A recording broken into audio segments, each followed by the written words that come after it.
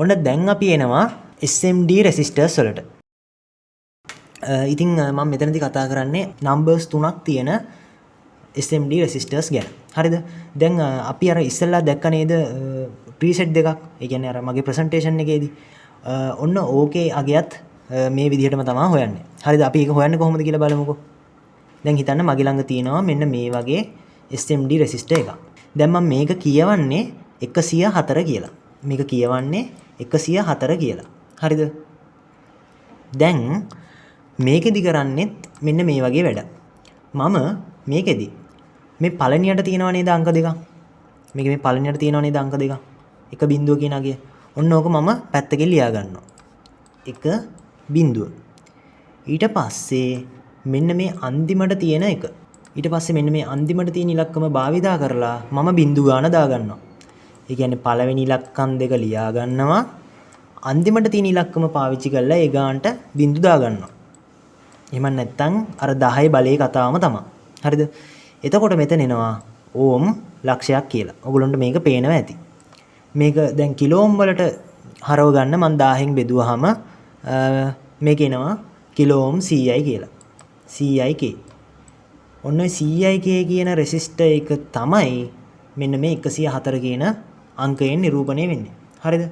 ඉතින් මේක හරි සරල කතාවක් තියෙන්නේ ඔයගොල්ලන්ට තේරුම් ගන්න තමයි මෙතනදී තියෙන්නේ. අපි තව එකක් බලමු. මම ගන්නවා 103 කියන එක. 103. හරි මේකට අදාළව අපි දැන් බැලුවොත් මේකේ තියෙනවා පළවෙනිට 1 බිඳුව කියන එක. මම දා ගන්නවා 1 බිඳුව. ඊට පස්සේ තියෙනවා 3 කියලා. ඊට පස්සේ තියෙනවා 3 කියලා. ඔන්න මේ 3ට අදාළව මේ 3 කියන ඉලක්කමට අදාළව මම කරන්නේ බිඳු දාගන්න එක. බිඳු 1යි 2යි 3යි. ඔන්න ඔහම දාගත්තාම මට එනවා මේකේ වැලියු එක ඕම් 10000ක් කියලා. හරිද? ඕම් 10000ක් කියලා එනවා. ඉතින් මේක කිලෝ ඕම් වලට හරවන්න මට පුළුවන්. මම මේක 1000න් බෙදනවා. 1000න් බෙදුවාම 10යි k කියලා එනවා. 10යි කිලෝ ඕම්. හරිද? ඉතින් මේක හරි සරල දෙයක් තියෙන ඔයගලන්ට තේරෙනවා ඇති. ඊළඟට මම තව එකක් ගන්නම් මෙන්න මේ වගේ 503 කියන එක මම ගත්තා. හරිද? මේකත් අර විදිහටම මේ පළවෙනියට තියෙන අංක දෙක ලියා ගන්නයි තියෙන්නේ. 5 බිඳුව. ඊට පස්සේ අන්තිම එකට අදාළව බිඳු දාන්නයි තියෙන්නේ. බිඳු 1යි, බිඳු 2යි, බිඳු 3යි කියලා දානවා. ඒ කියන්නේ ඕම් 50000ක් කියන එක.